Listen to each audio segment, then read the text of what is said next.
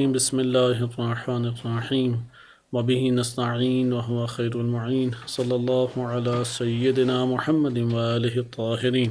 اللهم صل على محمد وآل محمد وعجل۔ آج ہماری بحث جو ہے وہ اس موضوع پہ چلے گی کہ جو برزخی بدن ہے یا بدن مثالی جسے کہتے ہیں وہ جوہر ہے یا مادہ ہے یا صورہ ہے۔ چونکہ یہ تو ہم پڑھ چکے ہیں جوہر یا عرض۔ بدن جوہر ہے لیکن اس کے جو اسباب فراہم ہوتے ہیں وہ اعراض اور اعراض سے پھر جوہر تک کا ایک سفر ہے، اور اس سفر کی دقیق ترین ہمارے پاس جو مباحث ہیں وہ فلسفہ اسلامی کو انشاءاللہ خداوند متعال نے توفیق دی تو اس وقت ہم ملاحظہ کریں گے۔ لیکن یہ تطبیقی ہمارے پاس مباحث ہیں کہ ملا صدرہ رحمۃ اللہ علیہ نے جو فلسفہ تاسیس کیا اس کو جب تطبیق کرتے ہیں تو اس طرح مباحث سامنے آتی ہیں۔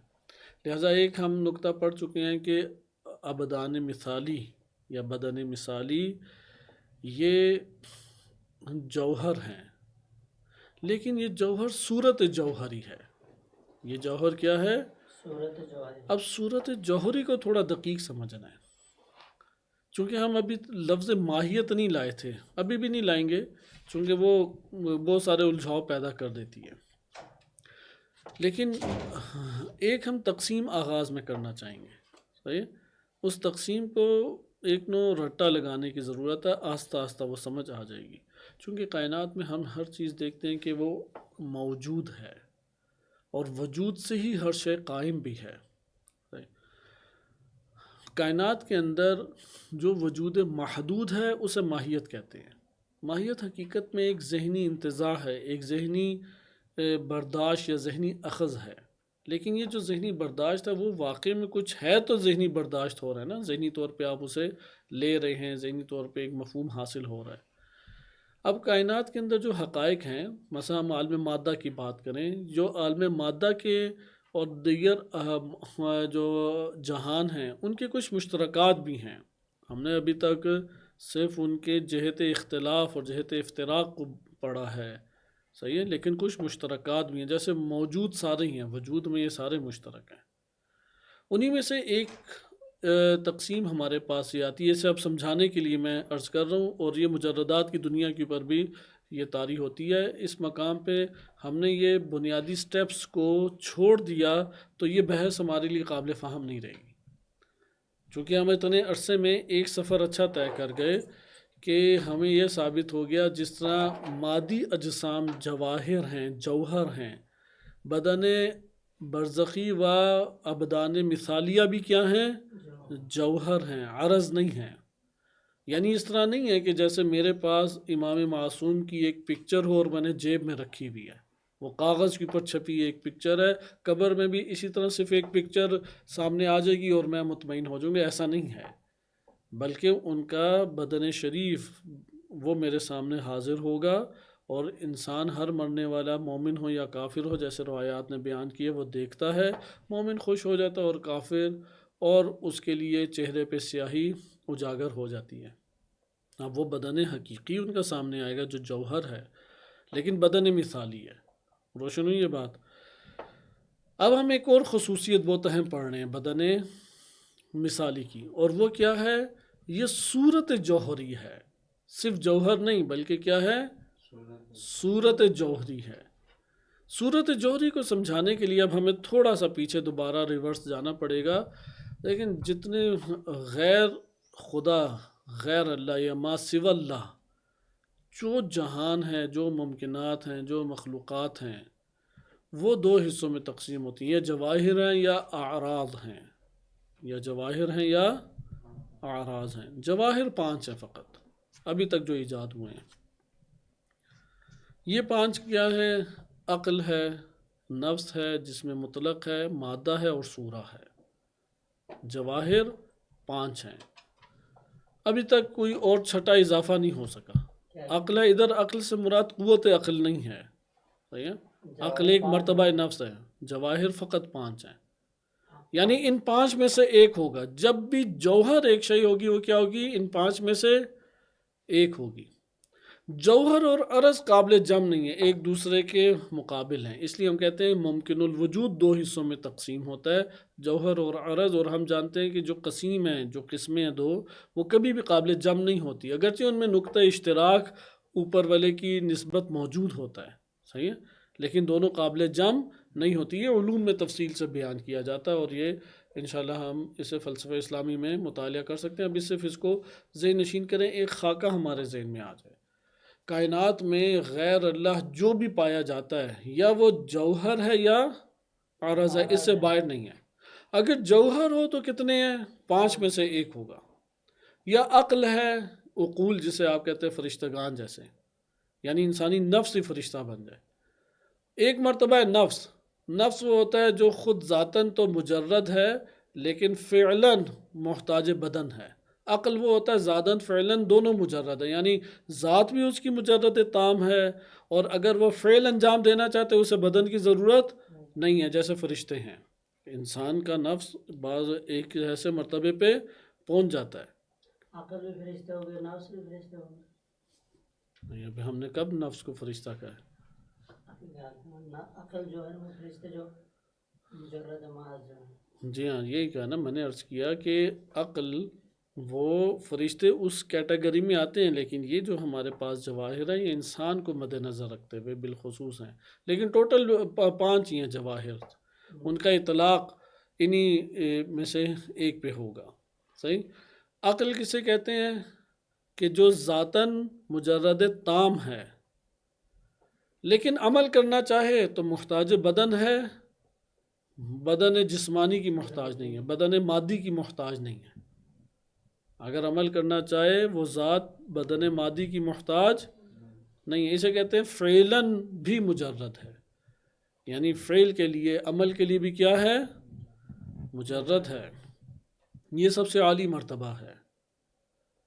اس مرتبے پہ جو بھی ہستی، چاہے فرشتہ ہو، روح ہو، یا کوئی بھی ہو ہستی، اگر وہ اس مرتبے پہ فائز ہو تو وہ اثر ڈالنے کے لیے یا اثر انجام دینے کے لیے کسی جہان میں بدن مادی کی محتاج نہیں ہے۔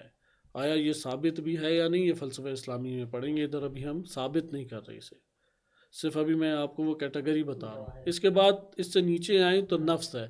نفس تجرد تام ہے، اس کی حقیقت کیا ہے؟ مجرد تام ہے، یعنی جہان عقل میں ہے اس کا آغاز، لیکن اگر وہ عمل اس دنیا میں انجام دینا چاہے تو محتاج بدن مادی ہے، صحیح، محتاج بدن مادی ہے۔ اس کے بعد آ جاتا ہے جسم مطلق، کسی بھی طرح کا جسم، صحیح ہے۔ جسم مطلق کی تعریف کی جاتی ہے کہ وہ ماہیت ہے یا وہ شے ہے کہ جو 3 بعدی ہو، 3 ڈائمیشنل ہو، صحیح ہے۔ اب یہ 3 ڈائمیشنل ہیں، ابعاد ثلاث ہے، یہ ابھی آئے گا کہ صورت جسمیہ سے تعلق رکھتے یا کیا۔ بہرحال جسم مطلق کے حقیقی اجزاء 2 ہیں، ایک ہے مادہ اور ایک ہے صورہ، اس طرح یہ 5 بن جاتے ہیں۔ ہاں، جسم مطلق کے 2 ہیں، جسم مطلق کے اجزاء کو الگ الگ کریں، مادہ اور صورہ۔ اس کو اگر آپ نوٹ کریں گے تو یہ یاد ہوگا، ورنہ یاد نہیں ہوگا، صحیح ہے، وَإِلَّا تو برابر ہو جاتا نا، اس کو سنیں۔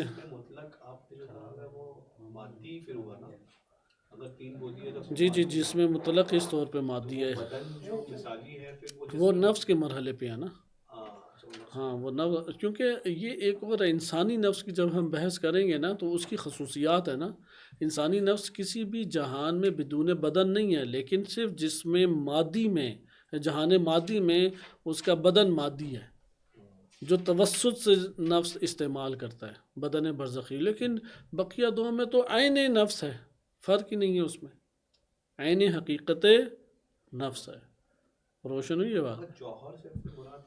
لیکن جوہر کا ہم نے پہلے بھی بتایا تھا اور کئی مثالیں پڑھی، کیونکہ آپ عزیزان جب ان اصطلاحات کی خود سے مثالیں بنائیں گے آتے جاتے تب یہ ذہن میں آئیں گی، وَإِلَّا تو سال ہر سال بھی پڑھتے رہیں تو نہیں آئے گی۔ ہم نے یہ بتایا تھا کہ اگر یہ مخلوق یا ممکن الوجود یا ماہیت وجود میں آنا چاہے تو اپنی جیسی کسی اور شے کی محتاج نہیں ہے، جیسے میز ہے، کتاب ہے، ہم نے مادی چیزیں. اسی طرح نفس کسی وجود میں آنے کے لیے کسی اور پہ عارض ہوگا، نہیں. وہ خود وجود میں آ سکتا ہے. نفس لیکن مجرد بدن ہے. جو ہے بدن کس کا محتاج ہے؟ روح نہ ہو تو تب بھی بدن بن جاتا ہے نا. ماں کے پیٹ میں جب مردہ ہو جائے عارض تھوڑی ہوتا ہے نفس کے اوپر. یہ ان دونوں میں ایک اشتراک بھی پایا جاتا ہے. عقل جو ہے، نفس جو ہے اس مادی جہاں میں بدن کی ضرورت ہے نا. نہیں، بقیہ جہانوں میں بھی اسے ہے، لیکن اس مادی جہان میں وہ تاثیر گزار نہیں ہے، فعل انجام نہیں دے سکتا بدون بدن. بقیہ جہانوں میں اس مادی بدن کے بغیر انجام دے سکتا ہے. یہ عقل جو ہے اس جہان میں بھی یعنی بغیر اس کے، کیونکہ مجرد دیکھیں آپ پہلے یہ دیکھیں نا، عقل سے کیا مراد ہے. حقیقت میں یہ ایک ہی شے کے مراتب ہیں. نفس کے انسانی نفس کو لے لیں، دیگر چیزیں لے لیں، سب چیزوں کے اپنے ایک مراتب ہوتے ہیں نا. ان مراتب کے تحت یہ بیان ہے. اب اس کے اوپر غور و فکر کریں گے تو یہ حقائق سامنے آئیں گے. ہم ابھی جوہر کو کھول کے پڑھ نہیں رہے، چونکہ بدایت الحکمہ کا موضوع ہے یا اشارات کا موضوع ہے، ہماری اس بحث کا نہیں ہے. ابھی تو اتنا ہی بیان کر سکتے اللہ نے جو مخلوق خلق کی ہے وہ اللہ تعالیٰ کے علاوہ، چاہے وہ انبیاء و ائمہ علیہم السلام ہوں یا فرشتگان ہوں یا دیگر ہستیاں یا شخصیات یا اشیاء، وہ پورا کا پورا مجموعہ خلقت دو حصوں میں تقسیم ہوتا ہے، یا جوہر ہے یا عرض ہے. صحیح ہے؟ یعنی وہ اگر وجود میں آنا چاہ رہا ہے کسی پہ عارض ہو کے وجود میں آئے گا، یا عارض ہوئے بغیر آئے. عارض ہوئے بغیر وجود میں آئے تو جوہر ہے. وہ محتاج ہے کسی اور جسم سے پہلے تعلق پیدا کرے پھر وجود میں آئے گا. اگرچہ ذہنی مفہوم کے اعتبار سے وہ نہیں کسی کا محتاج، لیکن تحقق کے اعتبار سے کیا محتاج ہے. اسے کیا کہیں گے؟ کیا اسے کہیں گے؟ عرض کہیں گے نا. اگر کسی کا محتاج ہو پھر عرض کا ہے. دیکھیں اگر اپنے جیسے کسی اور کا محتاج نہیں ہے تو جوہر ہے، اور اگر محتاج ہے کسی اور کا اپنے جیسے کسی، یعنی ماہیت یا ممکن الوجود کا، تو عرض ہے. تو جوہر جب بھی ہوں گے تو پانچ میں سے ایک ہوگا. وہ یا عقل ہے، جہان فرشتگان سارا عقلی ہے، ادھر ارواح بھی ہیں. وہاں تین جہان کے تینوں جہان جوہر اور عرض سے مرکب ہیں.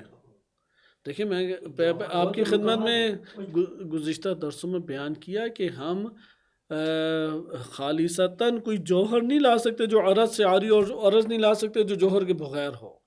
یہ تو ذہن کو اللہ نے طاقت دیا نا کہ وہ تفریق کر رہا ہے کہ رنگ الگ ہوتا ہے، دیوار الگ ہوتی ہے، تصویر الگ ہے، کاغذ الگ ہے، لکھائی الگ ہے، کاغذ یا دیوار یا جو بھی ہے، بورڈ الگ ہے. اب یہ جو عارض، اب لکھائی بورڈ کے بغیر آ سکتی ہے؟ وہ اس کا مطلب یہ عارض ہو رہی ہے. اور بورڈ وہ محتاج ہے قلم کا وجود میں آنے کے لیے، تو یہ جوہر ہوا. اسی طرح ہر شے جوہر عرض مرکب ہیں جو بھی خلق ہو رہے ہیں. لیکن ہم اس خلقت پہ جب غور و فکر کریں گے تو ہمیں معلوم ہوگا کہ جو اصل وجود متحقق ہوتا ہے وہ جوہر ہے. اس کی جو خصوصیات ہیں وہ خصوصیات دو طرح کی ہیں. بعض جواہر ہیں، جیسے اس بدن میں آنکھ جوہر ہے یا عرض ہے؟ عرض ہے آنکھ. آپ کی اگر آنکھ نہ ہو تو ختم انسان. خود آنکھ وجود میں آنے کے لیے بدن کی ضرورت ہے نا. دیکھیں آنکھ کے اندر جو رنگ ہے نا وہ محتاج کہہ سکتے ہیں. آنکھ تو جوہر ہے نا. دانت تو جوہر ہے، نکال کے باہر رکھ دیں تو مرے تھوڑی انسان. وہ تو ساری چیزیں جو اللہ نے خلق کی ہیں ایک سے دوسری چیز ہی خلق ہو رہی ہے. وہ تو نظام خلقت ہی ایسا ہے نا. دیکھیں آپ اصطلاح کو پہلے صحیح سمجھیں. بس ادھر ہم کہتے ہیں محتاج کا لفظ، صحیح ہے، چونکہ عربی میں تعریف بھی یہی ہے نا کہ ماہیت اذا وجدت فی الخارج وجدت لا فی الموضوع، کہ جب وہ ماہیت جو خارج میں موجود ہونا چاہے تو کسی موضوع کی محتاج نہ ہو. اب محتاج لفظ آتا ہے تو ذہن میں وہم آ جاتا ہے اچھا اللہ کا بھی محتاج نہ ہو. ادھر تو یہ والی بات ہی نہیں ہو رہی ہے. تو جہان مخلوق کی بات ہو رہی ہے، ممکن الوجود کے جہان کی بات ہو رہی ہے. ہم تو ابھی وہ جہان الہ کی بات ہی نہیں کر رہے. وہ تو ہر شے اللہ تعالیٰ کی محتاج ہے. لیکن آپ خود ابھی آپ نے ایک تحریر کو جنم دینا ہے تو آپ اسے تحریر کر رہے ہیں، یعنی ایک لفظ لکھیں گے. یہ لفظ جو لکھا گیا یہ جوہر ہے یا عرض ہے؟ لفظ جو چونکہ جو بھی ممکن الوجود کے دائرے میں آتا ہے، مخلوقات کی دنیا میں آتا ہے، ماہیات کی دنیا میں جو شے بھی آتی ہے وہ ان دو سے باہر نہیں ہو سکتی، یا جوہر ہے یا عرض۔ مثلا انبیاء علیہ السلام، آئمہ اطہار علیہ السلام، فرشتگان، ہر شے جوہر عرض کے دائرے میں آتی ہے، کوئی شے جوہر عرض سے باہر نہیں ہو سکتی۔ لیکن جوہر پہلے ہوگا یا عرض؟ جوہر ہوگا تو عرض وجود میں آ سکتا ہے نا، ورنہ نہیں آ سکتا۔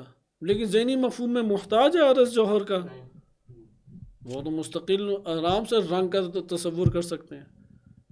اس لیے اس جہان کے اندر آپ جب مادی جہان سے باہر نکل جائے، وہ برزخی جہان آ جاتا ہے۔ برزخی جہان میں ہو سکتا ہے انسانی نفس ہو، اس کے ساتھ کوئی صفت اچھی یا بری صفت نہ ہو، اس سے اوصاف عارض ہوتے ہیں نا، اس عارض ہونے کی وجہ سے اس پہ ایک صلاحیت پیدا ہوتی ہے کہ اس کو مثلا کوئی چیز عطا، مثلا اسے آنکھیں عطا ہوگی۔ اب یہ آنکھوں کا عطا ہونا کیا ہے؟ جوہر ہے یا عرض ہے؟ دیکھیں عرض وہ ہوتا ہے کہ اصلاً وہ وجود میں ہی نہیں خارج میں آ سکتا اگر وہ کسی چیز کا سہارا نہ لے۔ صحیح؟ یہ چیز الگ ہے کہ اجزاء وجود میں آ جاتے ہیں، اجزاء کو جوڑنے کی ضرورت ہے، وہ اس کے محتاج ہیں، یہ ایک الگ بحث ہے۔ وہ علت معلول اور سنقیت اور ارتباط اور سازگاری اس کی بحثیں ہو جاتی ہیں۔ لیکن ادھر آپ نے ساری توجہ کس پہ رکھنی ہے؟ عرض وہ ہوتا ہے کہ اگر آپ اسے وجود میں وہ آنا چاہے تو جب تک کسی اور مخلوق سے، ممکن الوجود سے یا ماہیت سے تعلق پیدا نہیں کرے گی تب تک وجود میں نہیں آ سکتی، اسے کہیں گے عرض۔ اب وہ جواہر جب بھی بات آئے گی تو 5 سے زیادہ نہیں ہے جواہر، یا وہ جواہر عقل ہیں۔ عقل وہ ہوتا ہے جو ذاتاً و فعلاً ہر دو میں محتاج بدن مادی نہیں ہے، صحیح ہے؟ وہ مادی بدن کا محتاج نہیں ہے، اور خود ذات بھی کیا مجرد تام۔ نفس وہ جو ذاتاً تو مجرد تام ہے، لیکن اس دنیا میں اگر عمل انجام دینا چاہے تو جسم کا محتاج ہے۔ اچھا اب جسم پہ آ جائے، وہ جسم ایک دفعہ مطلق دیکھتے ہیں یعنی مرکب صورت میں تشکیل شدہ، اور ایک دفعہ اس کے اجزاء کو دیکھتے ہیں۔ تشکیل شدہ کو دیکھیں جس میں مطلق ہے، یہ جو تشکیل پایا کن اجزاء سے پایا ہے؟ وہ اجزاء کے جو کبھی اس کے نہیں تبدیل ہو سکتے، اجزاء اس سے نہیں فرار کر سکتے، یہ اس کے اجزاء ذاتی ہیں، انہی سے وہ تشکیل پاتا ہے، حقیقی اجزاء ہے۔ ہاں یہ جب ان اجزاء سے تشکیل پا جائے پھر جسم میں مطلق بہت ساری خصوصیات اختیار کرتا ہے، وہ خصوصیات اس کی ذات سے باہر ہیں، وہ تشکیل ذات کے بعد اس کے ساتھ متعلق ہوئی ہیں۔ صحیح؟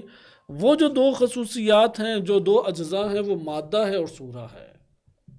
ہماری ساری بحث ادھر ہی ہے۔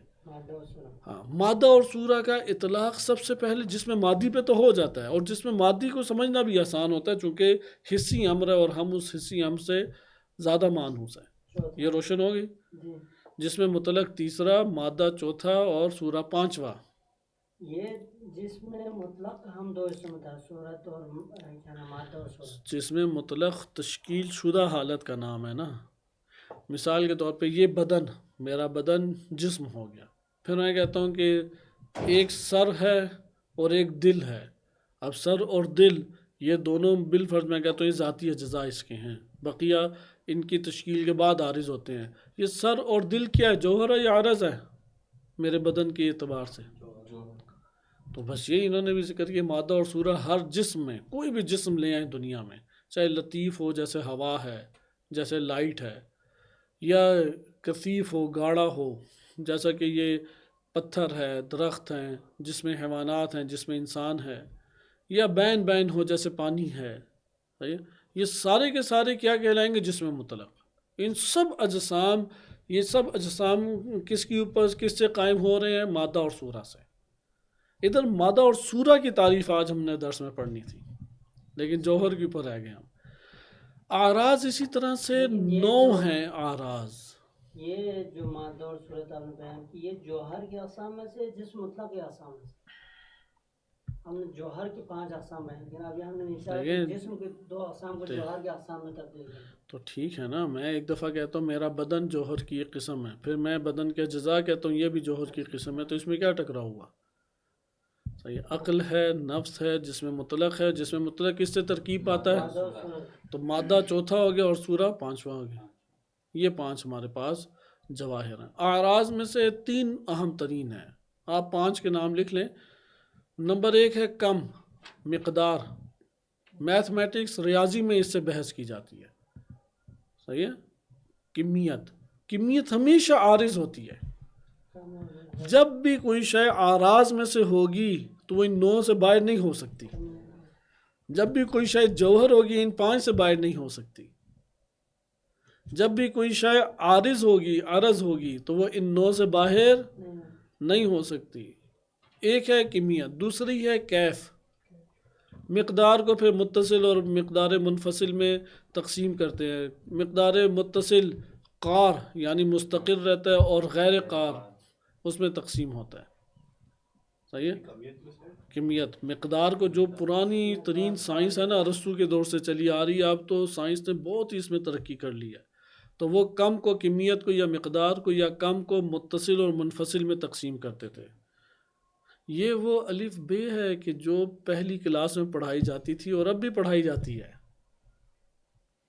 یعنی یہ کوئی کارشناسی کے مرحلے کی یا گریجویشن کے مرحلے کے نہیں ہے مطالب، یہ مطالب پہلی دوسری کلاس کے بچوں کے سطح کے مطالب ہیں، کہ وہ رٹا لگاتے مقدار اسے کہتے ہیں، جیسے لیٹر ہے، کے جی ہے، سینٹی میٹر ہے، میٹر ہے، انچز ہیں۔ متصل اور منفصل ہیں دونوں مقدار، لیکن ایک میں ہے اجزاء متصل ہیں، ایک میں منفصل ہیں۔ ہم نے پڑھے ہیں اشارات تنبیہات کے درس میں پڑھا اسے۔ تو پھر متصل جو ہے وہ قار ہے، قار یعنی مستقر ہے، جیسے یہ دودھ وغیرہ ہے، پانی ہے، ان میں وہ مقدار کیا ہوتی ہے، ایک دوسرے سے جڑی ہوئی رہتی ہے، تبھی تو پتہ لگتا ہے۔ لیکن ایک دفعہ ہے غیر قار، غیر قار ہمارے پاس کہ جو مستقر نہیں رہتی، صحیح ہے۔ ممکن ہے مثلا زمان ہمارے پاس وہ غیر قار ہے، متصل ہے، غیر قار۔ اور جو منفصل ہے عدد، حرکت، عدد اور حرکت، منفصل عدد اور حرکت ہے، حرکت چونکہ وہ ایک دوسرے سے جدا ہیں نا، لیکن مقدار کو ہی بتا رہے ہیں۔ ہاں، فزکس، کیمسٹری، میتھمیٹکس وہ اصل میں کمیت سے ہی بحث کرتی ہیں۔ البتہ کیمسٹری کا موضوع جو ہے وہ الگ ایک جہان سے لحاظ سے ہوتا ہے، فزکس کا الگ، خالص جس کا موضوع ہے وہ میتھمیٹکس کا ہے، کمیت۔ اب انہوں نے کس قدر اس میں وسعت پیدا کر دی، انسان کی عقل دنگ رہ جاتی ہے۔ دوسرا ہمارے پاس کیف ہے، کیف ایک جسمانی ہے اور ایک نفسانی ہے، کیف جسمانی ہے اور کیف نفسانی ہے۔ اسی میں سے ایک ہے وضع، چوتھا ہمارے پاس ہو جاتا ہے متاع جو جگہ کو، مکان کو بتاتا ہے، پانچواں ہو جاتا ہے عین جو زمان کو بتاتا ہے، اعراض میں سے نا، اعراض میں سے وضع۔ وضع پڑھیں گے ابھی، تو اب آگے چلیں۔ وضع ہے، متاع ہے، عین ہے، جدا ہے، اضافت ہے، تو اس کو ہم آگے انشاءاللہ تعالی ہم اسے پڑھیں گے۔ خوب، یہ آپ اگر چیٹ جی پی ٹی پہ بھی لکھیں نا، تفصیلات بڑی اچھی آ جائیں گی۔ آپ لکھیں گے موجودہ سائنس کے اعتبار سے اس کی تشریح کریں، وہ موجودہ سائنس کے اعتبار سے کر دے گا تشریح، چونکہ اصل میں پرانی سائنس یہی تھی۔ مقصود یہ ہے کہ جب ہم کہتے ہیں کہ کوئی شے جوہر ہے یا عرض ہے، وہ ان میں سے کوئی ایک بن رہی ہوگی، صحیح ہے، کوئی نہ کوئی ایک بن رہی ہوگی۔ خوب، یہ جب ہمیں پتہ لگ گیا تو اب ہم آگے مادہ اور صورہ پہ۔ مادہ اور صورہ ہم نے کس میں پڑھا ہے؟ جوہر میں، جس میں مطلق کی اجزاء یعنی جواہر میں سے، 5 جواہر میں سے ہے، صحیح۔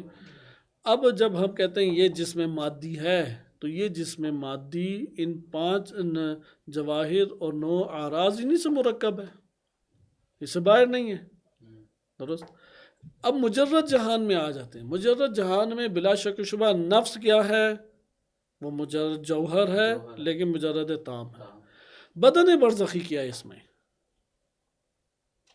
بدن برزخی اس میں کیا حیثیت رکھتا ہے؟ وہ آیا جسم مطلق ہے جو مادہ سورہ سے بنا ہے، یا فقط سورہ ہے، صورت جوہری ہے؟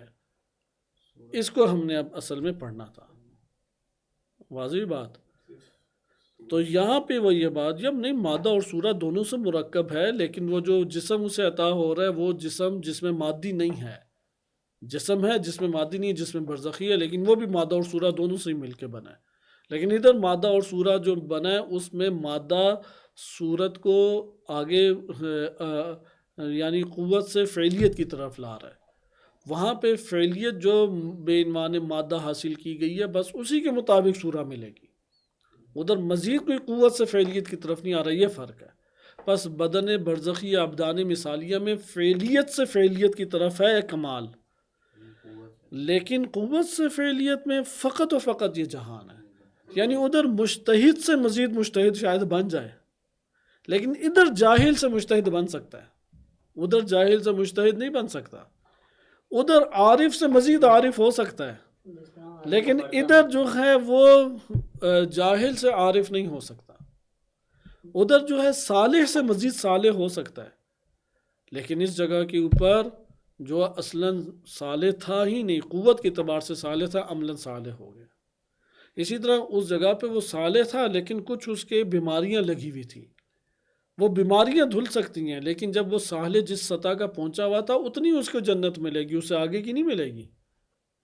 عالم برزخ میں اس کے اندر کوئی اضافی نہیں ہوگا، اضافہ فعلیت سے قوت میں تبدیل نہیں ہوگا، قوت سے فعلیت نہیں ہے، فعلیت سے فعلیت ہے، یہ تو پہلے ہم ضابطہ پڑھ چکے ہیں نا، فعلیت سے فعلیت ہے، لیکن قوت سے فعلیت نہیں ہے، قوت سے فعلیت ادھر ہی ہے، مجتہد بننے کی صلاحیت رکھتا تھا مجتہد بن گیا، اچھا گناہ گار بننے کی صلاحیت رکھتا تھا گناہ گار بن گیا، اس لیے ادھر ایک دفعہ جنت میں داخل ہو جائے کبھی نکل سکے گا؟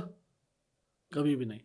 لیکن جہنم میں دو موارد ہیں، ابدی بھی ہے، لیکن کیا پتہ اندر سے صالح ہونے کا اس نے معیار حاصل کیا ہوا تھا، بعض چیزیں اس کو تکلیف اور عذاب کا باعث بن گئی ہے، اس کے لیے جہنم رحمت ہے، عذاب نہیں ہے، چونکہ اس کے آپریشن ہو رہا ہے نا ادھر، آپریشن تھیٹر مریض کے لیے جائے عذاب ہے یا جائے شفا ہے، اس لیے مومن کے لیے جو جہنم ہوگی وہ جائے شفا ہے، اس کے لیے مجرم کے لیے جائے عذاب ہے، اس لیے وہ جو عذاب ہے اس سے ڈرایا جاتا ہے، جیسے ہمیں کہا جاتا ہے اگر یہ اب آپ نے چربی تکے کھانا نہ چھوڑے تو پھر ہے چاقو اور چھرے ڈاکٹروں کے، سرجن کے، ابھی تو اسے ڈرایا جا رہا ہے تاکہ وہ اس سے اجتناب کرے، لیکن اب جب مریض ہو گیا تو مریض بھی اس جگہ پہ صحت یاب چونکہ ہو سکتا ہے، اس لیے وہ جائے شفا ہے اس کے لیے، لیکن ایک ایسا مریض ہے کہ جس کے لیے صحت یابی ممکن ہی نہیں ہے،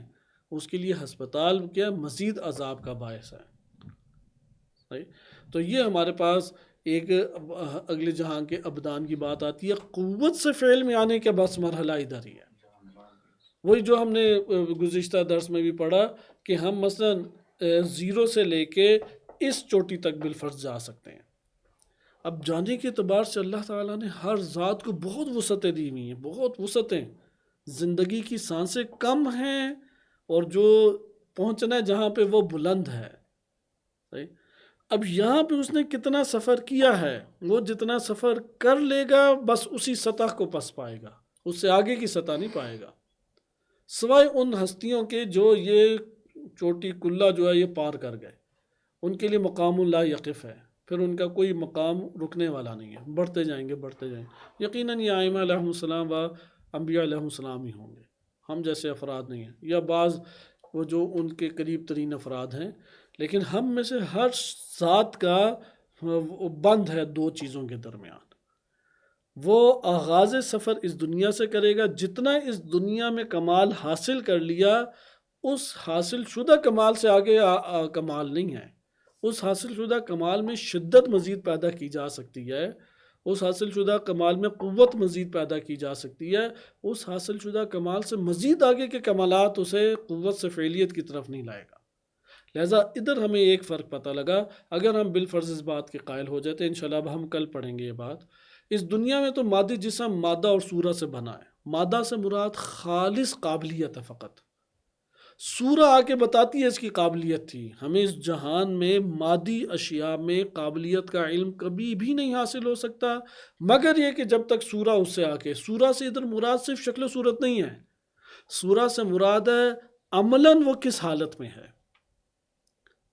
عملی حالت سے پتہ لگ جاتا ہے. یہ مثلا لکڑی جب راکھ بنتی ہے تو تب پتہ لگا اس میں قابلیت تھی راکھ بننے کی، اور راکھ جب مرہم بنتی ہے تو تب پتہ لگا اس میں مرہم بننے کی صلاحیت تھی، یا جب اس کو پانی میں گھول کے بہایا جاتا ہے تب پتہ لگتا ہے اس میں یہ جو ہے نا لکڑی کا راکھ بننا صورت ہے.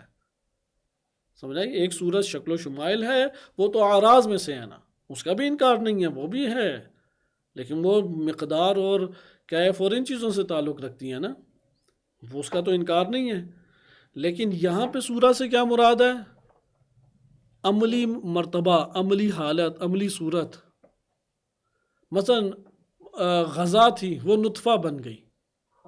اب یہ پتہ لگا کہ یہ غذا جو ہے انسانی نفس کے اندر بین صلب و ترائب، وہ نطفہ بن گئی، جیسے سورہ طارق میں بھی ہے. یہ نطفہ پھر کیا بن گیا؟ علقہ بن گیا. جب علقہ بن گیا تو یہ صورت اگلی کہلائے گی. ادھر صورت سے مراد وہ شکل و صورت نہیں ہے کہ جو سائنس آج تصویر کی صورت میں لے آتی ہے، بلکہ ادھر صورت سے کیا مراد ہے؟ نطفے کا اگلے مرحلے میں ڈھل جانا، اگلے مرحلے میں ڈھلنا بتاتا ہے کہ اس کے اندر تھی. والفاظ دیگر ادھر ایک سوال میں ابھارتا ہوں اور اس پہ اختتام کرتے ہیں. جب ایک شے وہ صورت اختیار کر لیتی ہے تو اس میں پھر قوت اس کی رہتی ہے یا اس کے بعد قوت ختم ہو جاتی ہے اس میں پرانی صورت کی؟ مثال کے طور پہ بیج کے اندر درخت بننے کی قوت ہے نا، قوت ہے وہی قابلیت نا. یہ تو ایک علمی ہمارے پاس نا اصطلاحات ہو گئی. استعداد، بیج میں استعداد اور قوت ہے یا نہیں کہ وہ کیا بن جائے؟ درخت. اب جب درخت بن گیا تو وہ جو بننے کی قوت تھی وہ ختم ہوگی یا باقی ہے؟ دیکھیں نہیں، شکل کا لفظ ادھر نہیں لانا، چونکہ صورت اردو میں دو معنی رکھتا ہے. شکل و شمائل کے معنی میں وہ اعراض میں سے ہے. ختم ہو گئی یعنی وہ کمال پہ پہنچ گئی نا. تو ٹھیک نا، اب میں یہاں پہ یہی سوال کر رہا ہوں کہ وہ اب بالقوہ موجود ہے، مادہ موجود ہے اب اس میں اس کا. ابھی تو بالفعل آیا نا. اب بالفعل صورہ ہوگی نا. دیکھیں جسم کس سے بنا ہوا ہے؟ مادہ اور صورہ سے. جب مادہ صورت کو اختیار کر لے تو جس کو اختیار کرنے کی اس کے اندر قابلیت تھی وہ قابلیت باقی رہی ہے یا نہیں؟ بالفعل سے بالقوہ میں تبدیل ہو گیا نا. ابھی تو بالقوہ تو ختم ہو گیا. بالقوہ سے بالفعل. جی بالقوہ سے بالفعل میں. ہاں تو پھر اب وہ بالقوہ باقی رہی اس کے پاس؟ یقیناً نہیں رہی، رہ ہی نہیں سکتی. ہاں وہ مرحلہ پار کر گئی، اس کے بعد کسی اور سورہ کی آ جائے تو الگ بات ہے. صحیح ہے، یعنی وہ سورہ پھر اس سے چھٹ گئی، مطلب وہ پھر سویا تو علم بھاگ گیا، اب دوبارہ قابلیت. کیونکہ بالقوہ خرچ ہوگی تو بالفعل بنے گی نا، والا تو بالفعل نہیں بن سکتی نا. اب آپ کو سورہ کا معنی پتہ لگا. ایک صورت کیا ہے؟ اعراض میں سے. اور ایک صورت کیا ہے؟ جوہر ہے. صورت جوہر صورت کون سی ہے؟ جو قوت سے فعلیت میں ڈھل جائے. فعلیت کو کیا کہتے ہیں؟ صورت. ادھر سے پھر صورت کا مترادف کیا بنے گا؟ فعلیت. اور وہ جو شکل و شمائل والی صورت ہے وہ کیا ہوتی ہے؟ وہ تو اعراض میں سے، وہ تو تشکیل کے بعد عارض ہوتی ہے نا. جیسے وَصَوَّرَكُمْ کہ اللہ سبحانہ وتعالیٰ نے تصویر کشی کر دی، نقش بنا دی. نقش وہ بدن ہوگا تو نقش بنے، یعنی آٹا ہوگا تو اس کے اوپر کوئی شکل آئے گی نا، لکیریں کھنچیں گی، مقدار بنے گی. یعنی ہماری یہ شکل و شمائل حقیقت میں سائنسی طور پہ کیا ہے؟ مقدار ہے بس. صورت سے یہاں مراد استعداد ہے. کدھر؟ نہیں آقا، آپ دیکھیں نا، ہم نے مادہ کو، عرضی صورت ہے جو شکل ہے، وہ تو اعراض ہے. آپ میرا خیال ہے اعراض کہنا چاہ رہے ہیں. نہیں میں جو رہا ہوں جو جوہر والا عرض ہے، صورت ہے جو جوہر میں سے ہے، تو وہ اس کا مراد یہ ہے کہ وہ استعداد نا، جو استعداد مادے کو کہتے ہیں. اچھا مادے کو استعداد کہتے ہیں، تو صورت کو کیا کہتے ہیں؟ وہ جو اس نے عملی حالت حاصل ہے، استعداد کے بعد جو اس نے حاصل کر لی ہے. ہاں حاصل شدہ استعداد. ایک ہے بالقوہ استعداد، ایک ہے بالفعل استعداد. بالفعل استعداد کو صورت کہتے ہیں، بالقوہ استعداد کو کیا کہتے ہیں؟ یہ دونوں مادہ. جواہر میں سے ہیں. جواہر میں سے. دونوں جواہر میں سے. چونکہ ہم خود احساس کرتے ہیں نا کہ یہ دو، مثلا اگرچہ نظر نہیں آتا، مثلا یہ ہمارے سامنے مائک پڑا ہوا ہے، یہ مائک ٹوٹنے کے قابلیت رکھتا ہے. یہ جو قابلیت اس کے اندر ہے ہمیں نظر آ رہی ہے کہیں سے یا عقل در کر رہی ہے؟ یہ اس کے اندر عارض ہے یا مستقل طور پہ ایک حیثیت رکھتی ہے؟ ٹوٹنے کا ہاں اندر مستقل عارض تو نہیں ہے نا اس کے اوپر، بس مستقل حیثیت رکھتی ہے، اس لیے مادہ کو جوہر کا ہے. صحیح. صلی اللہ علیہ سیدنا محمد و آلہ الطاہرین.